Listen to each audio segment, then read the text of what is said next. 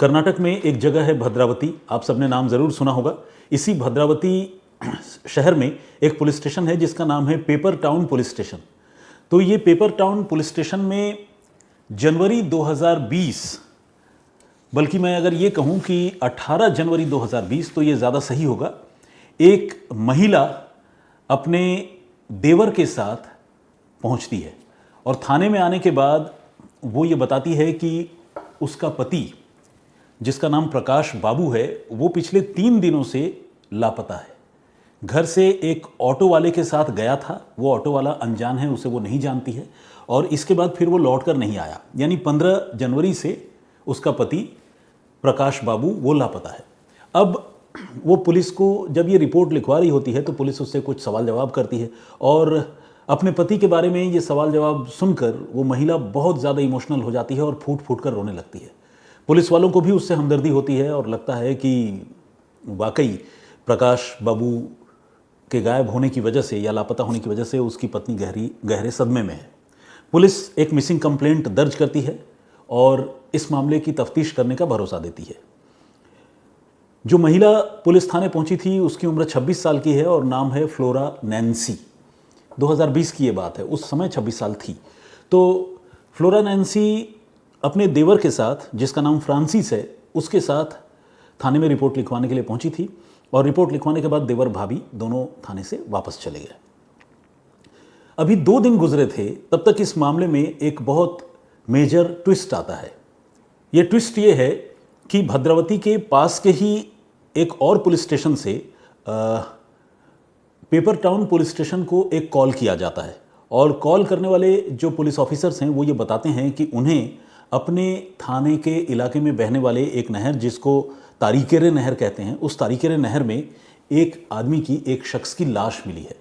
और लाश का हुलिया देखने से कुछ वैसा ही लगता है जैसा डिस्क्रिप्शन आपके थाना इलाके में 3 या 4 दिन पहले जो गायब हुआ शख्स है उसके डिस्क्रिप्शन से मिलता जुलता लग रहा है। तो एक बार अगर आप, जो विक्टिम फैमिली है, जो अपने किसी नज़दीकी को खोकर परेशान है, उसको बुलाइए और उनसे एक बार लाश की पहचान कराने की हम कोशिश करते हैं।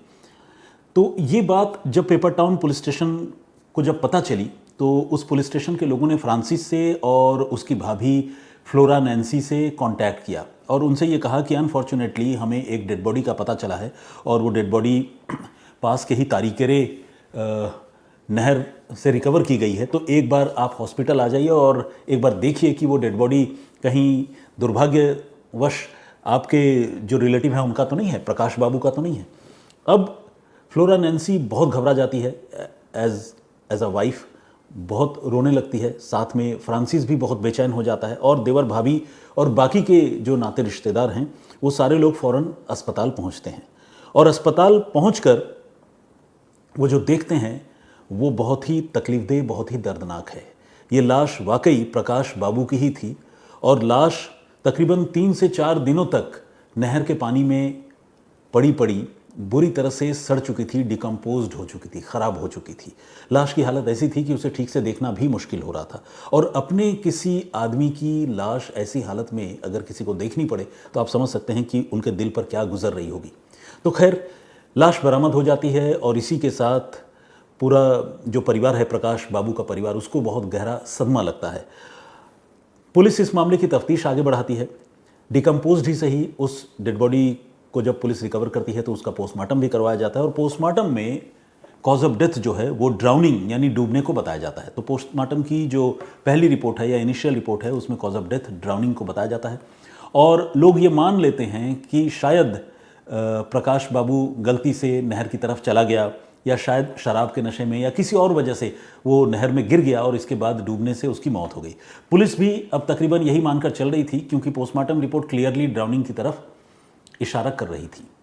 अब पुलिस तो इसे एक एक्सीडेंटल केस मान रही थी, लेकिन जो मरने वाला शख्स था प्रकाश बाबू, उसका भाई फ्रांसिस, वो इस बात से कन्विंस्ड नहीं था कि उसके भाई की ऐसी एक्सीडेंटल मौत हुई होगी। वो इस बात से भी हैरान था कि मेरे भाई को ऐसी क्या ज़रूरत थी कि 15 जनवरी की रात को वो घर से निकल जाए और निकल कर दूर के इलाके में किसी नहर में जाकर डूब जाए, उस नहर तक उसको जाना ही क्यों था? न तो वहाँ कोई दोस्त है, न कोई रूट है, न वहाँ से कोई किसी से कोई कम्युनिकेशन है, उस तरफ गया ही क्यों मेरा भाई?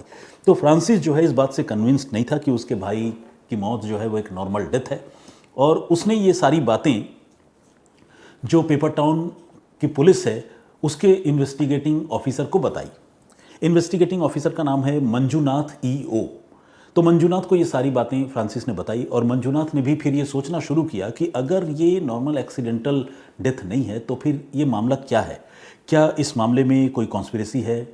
क्या कहीं ऐसा तो नहीं कि प्रकाश की हत्या हो गई हो? तो वो भी जो पुलिस ऑफिसर है वो अपना दिमाग लगा रहा था, लेकिन दिक्कत ये थी कि पोस्टमार्टम रिपोर्ट ये इशारा कर रही थी कि ये मामला जो है वो एक्सीडेंट का है।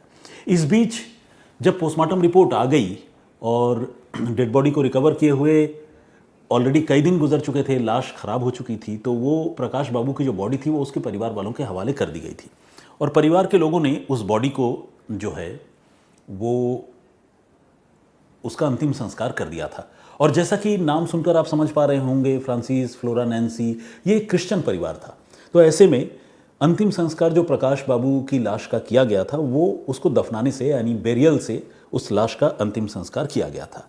अब पुलिस जो है इस मामले में पुलिस ने इस मामले को नए सिरे से इन्वेस्टिगेट करने का फैसला किया, और पुलिस ने यह तय किया कि चूंकि परिवार के लोगों को ये शक है कि शायद इस आदमी की मौत जो है वो नॉर्मल डेथ नहीं है, तो क्यों नहीं इस बॉडी का एक बार री इन्वेस्टिगेशन यानी री पोस्टमार्टम करवा लिया जाए। ऐसा पुलिस ने तय किया, और पुलिस ने फिर घर वालों से बातचीत की, खासकर फ्रांसिस से बातचीत की। फ्रांसिस तो ऑलरेडी चाहता था कि इस मामले में सच्चाई सामने आए, क्योंकि उसका दिल बार बार ये कह रहा था कि मेरे भाई की मौत जो है वो पानी में डूबने की वजह से नहीं हुई।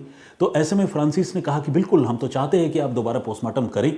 और तब पुलिस ने मजिस्ट्रेट से परमिशन ली, इजाज़त ली, और उसके बाद अंतिम संस्कार किए जा चुके प्रकाश बाबू की बॉडी को फिर से गड्ढे से बाहर निकाला गया, एक्सह्यूम किया गया, और इसके बाद उसको दोबारा पोस्टमार्टम के लिए भिजवाया गया। एक लाश जो ऑलरेडी डिकम्पोज्ड है, कई दिन उसको पानी में रहे हुए गुजर गए, उसके बाद फिर उससे दफना दिया गया, मिट्टी में कई दिन गुजर गए, उसके बाद फिर से उसे बाहर निकाला गया, और फिर जो है उसे पोस्टमार्टम के लिए भिजवाया गया। आप समझिए वो पोस्टमार्टम का काम अपने आप में कितना टफ होगा उन डॉक्टर्स के लिए, उन फॉरेंसिक एक्सपर्ट्स के लिए जिन्होंने इस मामले को इस पोस्टमार्टम को आगे करना था। तो खैर डॉक्टर्स ने पोस्टमार्टम दोबारा किया, और इस बार पोस्टमार्टम करने से वही बात सामने आई जिस बात का डर प्रकाश बाबू के घर वालों को था। पोस्टमार्टम में डॉक्टरों ने थोड़ा ध्यान दिया, नए सिरे से एक एक पॉइंट को एग्जामिन किया, और जो रिपोर्ट आई उस रिपोर्ट के मुताबिक ये बताया गया कि प्रकाश बाबू की मौत ड्राउनिंग की वजह से नहीं बल्कि स्ट्रैंगुलेशन की वजह से हुई है, यानी गला घोंटे जाने की वजह से हुई है। किसी चीज़ से प्रकाश बाबू का गला घोंटा गया था, और गला घोंटे जाने के बाद जब उसकी मृत्यु हो गई तो लाश को ठिकाने लगाने के लिए फिर उसे पानी में डाल दिया गया था। तो पोस्टमार्टम रिपोर्ट एक तरह से बिल्कुल चेंज हो गई, और पहली पोस्टमार्टम रिपोर्ट एक्सीडेंट की पुष्टि कर रही थी, और दूसरी पोस्टमार्टम रिपोर्ट सीधे सीधे मामले को कत्ल का बता रही थी। अब जब नया पोस्टमार्टम नई रिपोर्ट आ गई तो फिर नए सिरे से पुलिस ने इस मामले में मर्डर केस रजिस्टर किया और इस मामले की जांच शुरू की। अब जो इन्वेस्टिगेटिंग ऑफिसर थे मंजूनाथ, उन्होंने प्रकाश बाबू यानी मरने वाले शख्स के भाई को बुलाया और पूछा कि भाई तुम्हें ऐसा क्यों लग रहा था कि तुम्हारे भाई की हत्या हुई है? पोस्टमार्टम रिपोर्ट में ये बात तो सामने आ गई कि हत्या हुई है, लेकिन हत्या तुम्हें क्यों लगा, मतलब तुम्हारे दिमाग में ये बात क्यों आई? तो फ्रांसिस ने जो बात बताई वो बात आपको भी जाननी चाहिए, और वो बात अपने आप में काफ़ी शॉकिंग है। फ्रांसिस ने ये बताया कि वो हुबली में रहता है, और हुबली से 18 जनवरी को अपने भाई से मिलने वो भद्रावती आया था, यानी प्रकाश बाबू से मिलने आया था। लेकिन जब अपने भाई के घर पहुंचा तो देखा कि भाई है नहीं। जब भाभी से यानी नैन्सी से बात की, फ्लोरा नैन्सी से, तो फ्लोरा नैन्सी ने ये कहा कि हाँ तुम्हारे भैया 3 दिन पहले यानी 15 तारीख की रात को घर से निकले हैं, किसी ऑटो वाले के साथ गए हैं, और उसके बाद फिर वो लौट कर नहीं आए। इस बात पे फ्रांसिस को बड़ी हैरानी हुई। उसे लगा कि भाई मेरा बड़ा भाई गायब है, और उसकी वाइफ जो मेरी भाभी है वो थोड़ी भी परेशान नहीं है, थोड़ी भी विचलित नहीं है, उसे कोई चिंता नहीं है। वो 3 दिन बाद मेरे आने पर मुझे बता रही है, 3 दिन गुजर गए, अब तक उसने एक बार भी परिवार में किसी को भी प्रकाश बाबू के गायब होने या गुम होने के बारे में जानकारी नहीं दी है। तो ऐसा कैसे हुआ? उसने अपनी भाभी से पूछा कि भाभी आपने अभी तक हमें बताया क्यों नहीं, 3 दिन गुजर गए, आपको बताना चाहिए था। तो भाभी ने कहा नहीं, मैं तो इंतजार कर रही थी कि शायद वो वापस आ जाएंगे, और मैं पुलिस वालों के पास अकेले कैसे जाती, मुझे डर भी लग रहा था। अब चलो तुम आ गए हो तो मैं थाने चलती हूँ और हम रिपोर्ट लिखवा देंगे। तो फ्रांसिस के मन में थोड़ा खटका सा लगा, लेकिन फ्रांसिस ने यह भी सोचा कि जब ये पुलिस थाने जाने के लिए तैयार हो गई है तो हो सकता है कि वाकई वो मेरे भाई साहब के गुम होने के मामले में कॉल न ले पाई हो कि अभी तुरंत क्या फैसला करना है। तो हो सकता है कि वो ऐसे ही 3 दिन इंतज़ार कर रही हो वापस आने का। तो फिर उसके बाद वो अपनी भाभी को लेकर पुलिस थाने गया 18 जनवरी को। और जैसा कि मैंने आपको बताया, पुलिस थाने में जाने के बाद फ्लोरा नैन्सी और फ्रांसिस दोनों ने रिपोर्ट लिखाई, और तब फ्लोरा जो है बहुत बुरी तरह से रो भी रही थी। अब ये तो तब की बात है। अब नई बात तो ये हो गई जिसमें ये पता चल गया कि भाई उस आदमी की हत्या हुई है, और वो भी गला घोंटे जाने की वजह से हत्या हुई है। अब पुलिस इस मामले को नए सिरे से इन्वेस्टिगेट करने लगी, और पुलिस ने फ्लोरा नैन्सी और फ्रांसिस को फिर से पूछताछ के लिए बुलाया, खासकर फ्लोरा नैन्सी को बुलाया। और फ्लोरा नैन्सी से जब पूछताछ की तो उसने जो पुलिस को कहानी बताई थी कि मेरा पति 15 जनवरी की रात को किसी अनजान ऑटो ड्राइवर के साथ चला गया है, उस कहानी को थोड़ा सा फ्लोरा ने बदल दिया। फ्लोरा ने ये पहले तो ये बताया था कि अनजान ऑटो ड्राइवर के साथ गया है, फिर बाद में फ्लोरा ने ये बताया कि वो ऑटो ड्राइवर जो है वो दोस्त है मेरे पति प्रकाश बाबू का। पुलिस को यहाँ पर थोड़ा सा शक हुआ। पुलिस को लगा कि भाई पहले इसने कुछ और बताया था, अब ये दोस्त की बात बता रही है। पुलिस ने कहा ठीक है, वो दोस्त कौन है बताओ, ऑटो ड्राइवर का नाम बताओ। तो बोली कि नहीं, ये ऑटो ड्राइवर का नाम तो मुझे नहीं पता, लेकिन वो दोस्त है प्रकाश का, इतना मुझे पता है। अब पुलिस के लिए ये चैलेंज हो गया कि वो पता करे कि वो ऑटो ड्राइवर कौन है। पुलिस ने आसपास के इलाकों में एक एक ऑटो ड्राइवर से पूछताछ करने की शुरुआत की। प्रकाश बाबू की तस्वीरें दिखाई, बताया कि भाई इससे किसकी दोस्ती थी, कौन ऑटो ड्राइवर इसको लेकर गया, 15 तारीख की रात को कौन था ड्यूटी पर, कौन से लोग इस लोकल स्टैंड से 15 तारीख की रात को गाड़ी चला रहे थे। तमाम इन्वेस्टिगेशन हुआ। सीसीटीवी फुटेज इत्तेफाक से उस जगह का नहीं था जहां पर प्रकाश बाबू रहता था। तो ये जो मैनुअल इन्वेस्टिगेशन हुआ, इसमें कोई भी ऐसा ऑटो ड्राइवर नहीं मिला जिसके बारे में ये पता चलता कि हाँ इसकी प्रकाश बाबू से दोस्ती थी और 15 तारीख की रात को वो ऑटो ड्राइवर प्रकाश को लेकर गया था। ऐसे में पुलिस का शक जो है थोड़ा सा और गहरा हो गया फ्लोरा नैन्सी यानी प्रकाश बाबू की पत्नी के ऊपर। अब पुलिस ने कहा कि ठीक है, एक काम करो, फ्लोरा से कहा कि तुम प्रकाश के कुछ दोस्तों के नंबर हमें दो जिनके साथ वो उठता बैठता है या बातचीत होती है। तो इसके बाद फ्लोरा ने कुछ नंबर दिए, लेकिन इत्तेफाक से जो भी नंबर दिए वो सारे ऐसे दोस्त थे जिनके साथ प्रकाश की कई महीनों से बातचीत नहीं हुई थी। पुलिस को ये लगा कि शायद फ्लोरा जो है कुछ छिपाने या मामले को एक डेड एंड तक पहुंचाने की कोशिश कर रही है ताकि पुलिस की तफ्तीश आगे न बढ़ पाए। पुलिस को अब फ्लोरा नैन्सी पर शक जो है वो धीरे धीरे गहराने लगा था। और इसके बाद जैसा कि मैंने आपको बताया, पुलिस अलग अलग जगह पर लोगों से पूछताछ कर ही रही थी और जानकारी जुटा रही थी कि किसके साथ वो गायब हुआ, कब गायब हुआ, लेकिन पुलिस को इसमें कोई हेडवे, कोई फ़ायदा, कोई क्लू नहीं नज़र आया, कोई क्लू मिला नहीं। अब पुलिस ने ये तय किया कि वो क्यों ना प्रकाश बाबू की जो पत्नी है फ्लोरा नैन्सी, उसके मोबाइल फ़ोन को खंगाले और उसकी कॉल डिटेल रिकॉर्ड चेक करे। पुलिस ने CDR निकलवाया और उसकी कॉल डिटेल पुलिस ने जांचने की शुरुआत कर दी। और जैसे ही पुलिस ने कॉल डिटेल पर नज़र दौड़ाई, पुलिस ये देखकर हैरान रह गई कि फ्लोरा नैन्सी की 25 साल के एक नौजवान जिसका नाम है राज शेखरैया, उसके साथ लगातार बात होती है और बहुत ज़्यादा बात होती है। और ये सिलसिला कई महीनों, कई सालों से चल रहा है।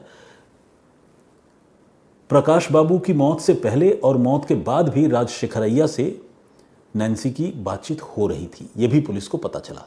अब पुलिस का शक इस बात पर गहरा गया कि फ्लोरा नैन्सी की ज़िंदगी में कोई और भी है जिसकी वजह से शायद प्रकाश बाबू की हत्या हुई है। कन्फर्म नहीं था। तो पुलिस ने राज शेखरैया को हिरासत में लिया और फ्लोरा नैन्सी को भी पुलिस ने पूछताछ के लिए बुलाया और दोनों से पुलिस ने क्रॉस इंटरोगेशन करना शुरू किया, यानी पहले दोनों से अलग अलग पूछताछ की और फिर आमने सामने बिठाकर भी पुलिस ने इन दोनों को पूछना शुरू किया।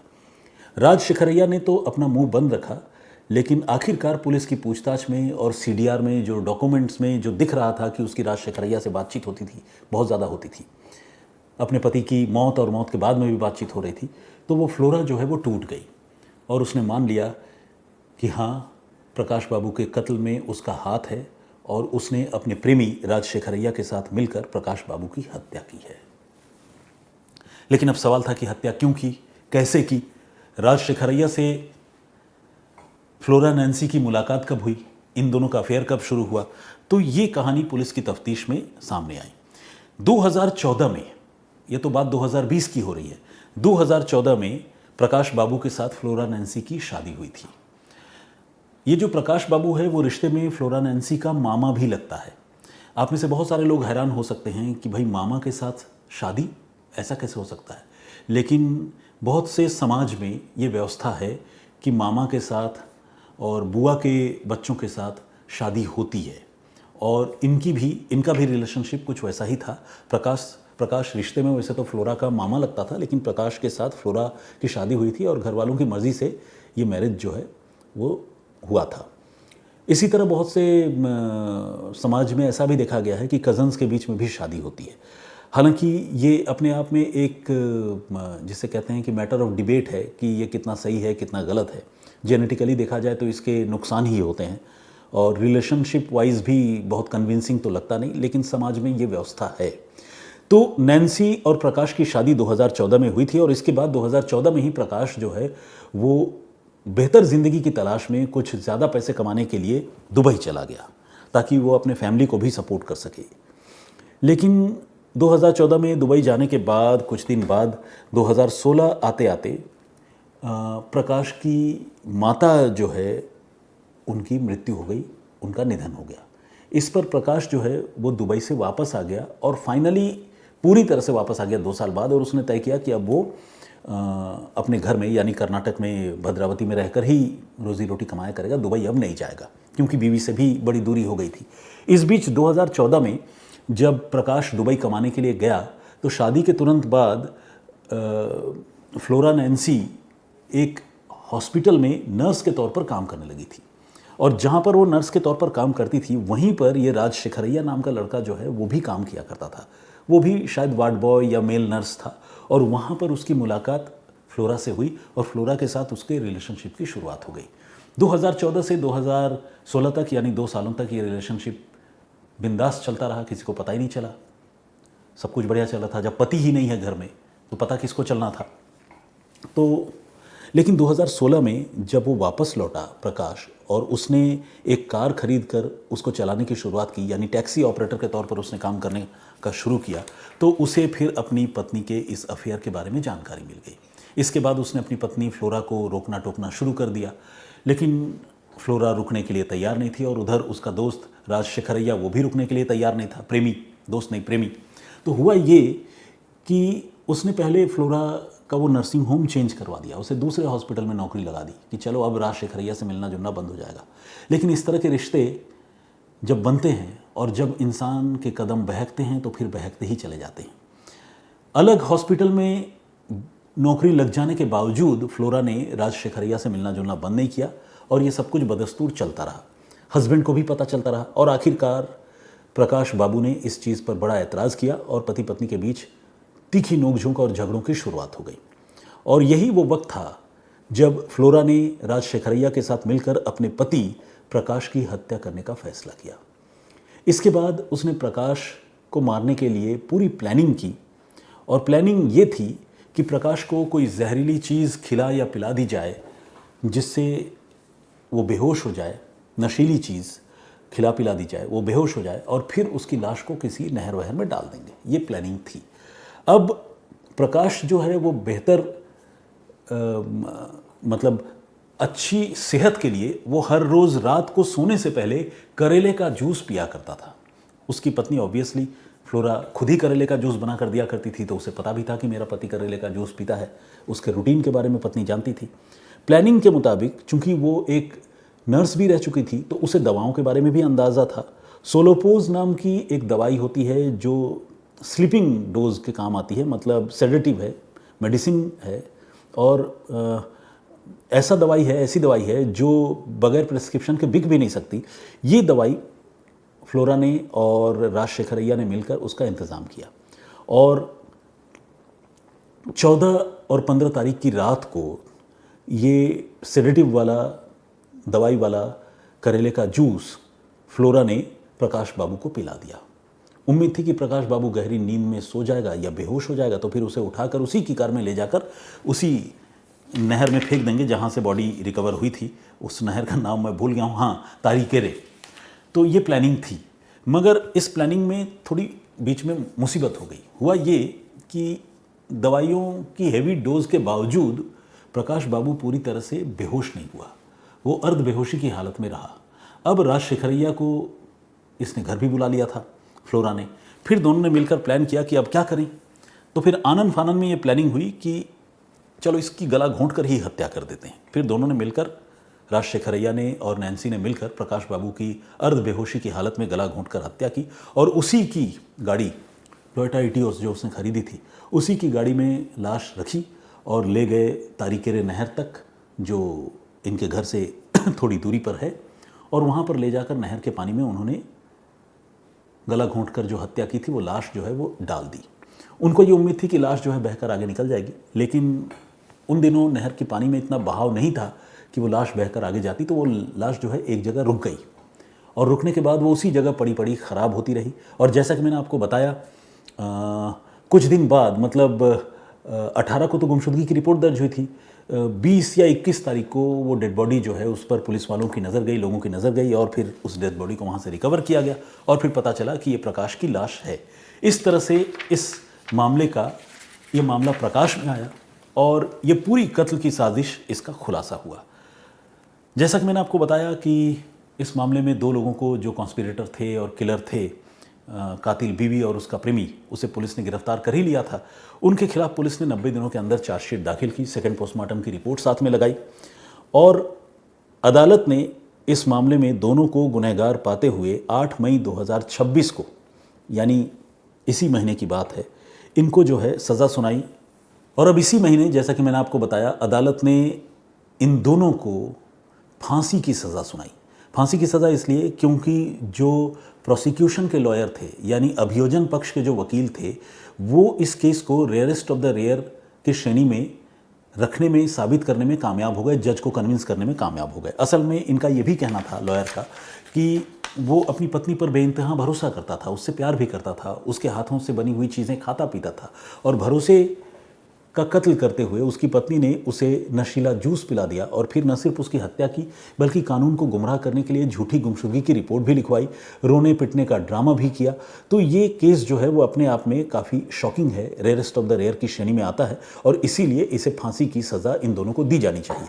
तो कोर्ट इस बात से कन्विंस्ड हुआ और कोर्ट ने इन दोनों को फांसी की सज़ा सुनाई, यानी फ्लोरा को और उसके प्रेमी राज शेखरैया को। लेकिन आप जानते हैं कि अभी लोअर कोर्ट का ही ये फैसला है। अभी फांसी की सज़ा को चैलेंज करने के लिए इनके पास ऑप्शन है, वो हाई कोर्ट भी जा सकते हैं, फिर सुप्रीम कोर्ट भी जा सकते हैं। तो फांसी के फंदे पर कब लटकेंगे ये तो नहीं पता, लेकिन अगर फांसी की सज़ा हुई है तो कल को अगर ये केस मान लीजिए दोबारा हाई कोर्ट या सुप्रीम कोर्ट पहुंचता है, जो कि पहुंचेगा ही, तो इस मामले में कम से कम इन्हें आजीवन कारावास की सज़ा तो होगी ही।